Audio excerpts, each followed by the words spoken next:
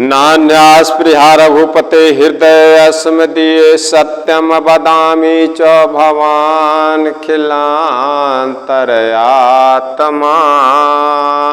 भक्तिमपर्यक्ष रघुपुंगम निर्भराम में कामयादि दोष रहितम कुरु मानसम च। हे रघुकुल के श्रेष्ठ श्री रामचंद्र जी, मैं सत्य कहता हूँ और फिर आप सबके अंतर आत्मा की बात को जानने वाले हैं। सब जानते ही हैं कि मेरे हृदय में दूसरी कोई इच्छा नहीं है। हे रघुकुल श्रेष्ठ प्रभु श्री राम, मुझे अपनी निर्भरा पूर्ण भक्ति दीजिए और मेरे मन को काम आदि दोषों से रहित कीजिए, जिससे कि मैं आपकी कथा निर्भय होकर के और स्वच्छ मन से बिना किसी द्वंद्व के सभी भक्तों को सुनाता रहूं, जिससे सभी भक्तों के मनोकामना पूर्ण होते रहें और सभी भक्तों के कष्ट दूर हो जाएं। मैं आप सभी संत समाज को जनकपुर ले चलता हूँ, जहाँ जगत की माता सीता जी का मंडप सजाया जा रहा है। बड़े बड़े कारीगरों के द्वारा, निपुण कारीगरों के द्वारा, राजा जनक जी के आज्ञा के अनुसार मंडप की सजावट और जनकपुर के गली चौराहों की सजावट हो रही है। अब वहाँ की सजावट और शोभा को देखिए आप लोग। दीप मनोहर मणिमय नाना,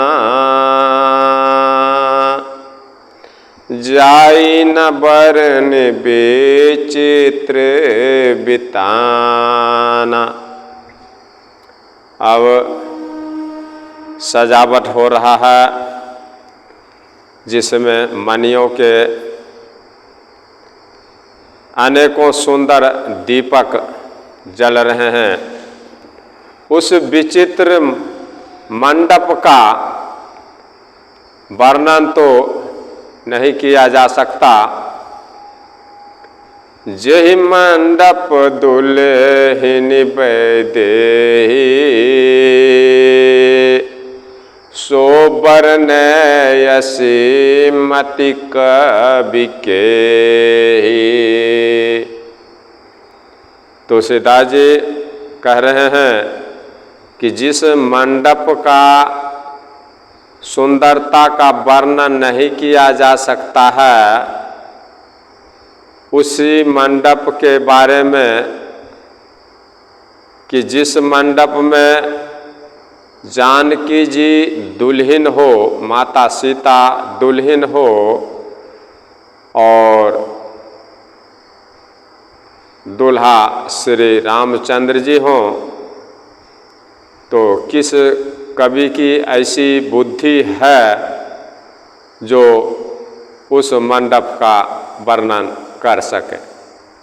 जहाँ जगत की माता का मंडप का सजावट हो रहा हो, उस मंडप का किस कवि की ऐसी बुद्धि है जो ऐसे विश्व की माता के मंडप का वर्णन कर सके। दुलहु राम रूप गुण सागर, शोभितानुति हो लोक उजागर।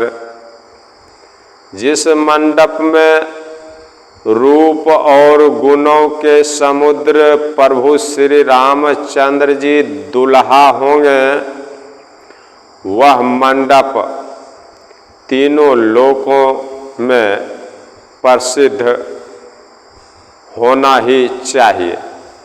शोभितानुतिह लोक उजागर, वो मंडप तीनों लोक में उजागर, तीनों लोक में प्रसिद्ध होना ही चाहिए। जनक भवन कै शोभा जैसी, गृह गृह प्रतिपुर देखिए तैसी।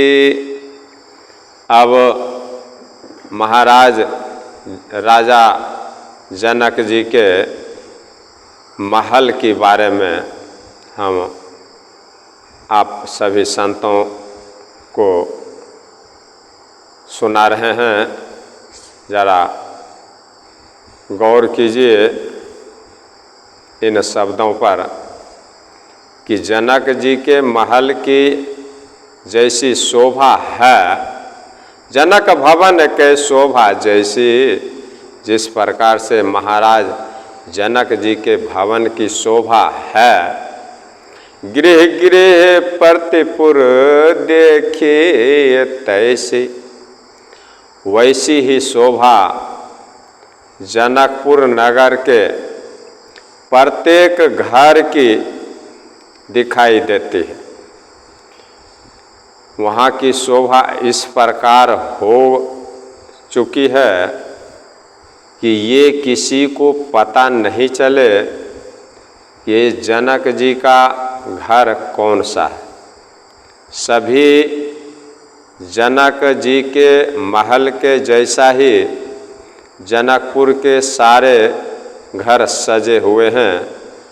बारात जाने वालों को भी ये देखने से नहीं पता चलेगा कि बारात किस घर में आई हुई है। इसका मतलब ये हुआ कि जिस प्रकार से जनक जी अपने महल की सजावट किए हैं, कारीगरों ने जिस प्रकार से माता सीता के महल का सजावट किया है, उसी प्रकार से जनकपुर के सारे महल का सजावट करने वाले कलाकारों ने किया है। उसमें अपना और पराया इन शब्दों का मतलब ही नहीं होता है। जनकपुर के सभी घर जनक जी के लिए अपना ही है। इसीलिए जनक जी पूरे जनकपुर के गली चौराहे रास्ते और हर घर को अपने घरों की तरह ही सजावट करवा रहे। जनक भवन के शोभा जैसी, गृह गृह प्रतिपुर देखिए तैसी। जिस प्रकार से जनक जी के महल को शोभा प्राप्त हो रहा है, वैसी ही शोभा नगर के प्रत्येक घर की दिखाई दे रही। जहि तेरे होती ते समय निहारे, तेहि लघु लगाहे भुवन 10 चार।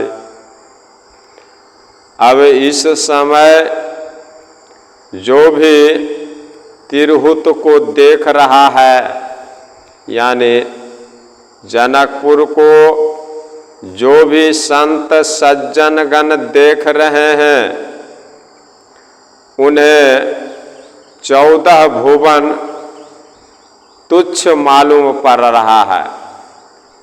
14 भुवन का शोभा उनके लिए फीका दिखाई पड़ रहा है जनकपुर की शोभा के सामने। जहिते रहुति तेहि समय निहारी, तेहि लघु लगहि भुवन 10 चारि। 10 चारि 10 और 4 14 भुवन। 14 भुवन तेहि लघु लगहि, उनको लघु का मतलब छोटा हुआ, तेहि लघु लगहि उनको छोटा लग रहा है। भुवन 10 चारि 14 भुवन का शोभा उनको उस समय बिल्कुल तुच्छ फीका मालूम पड़ रहा है इस जनकपुर की शोभा को देख करके। जो संपदा नीच गृह सोहा, सो बिलो की सुर नायक मोहा। अभी माता जानकी जी के नगर की शोभा और माता जानकी जी के मंडप की शोभा का आनंद ले रहे हैं आप सभी सुनने वाले संत सज्जनगण। जो संपदा नीच गृह सोहा, सो बिलो की सुर नायक मोहा। जनकपुर में नीच के घर में भी इस समय जो संपदा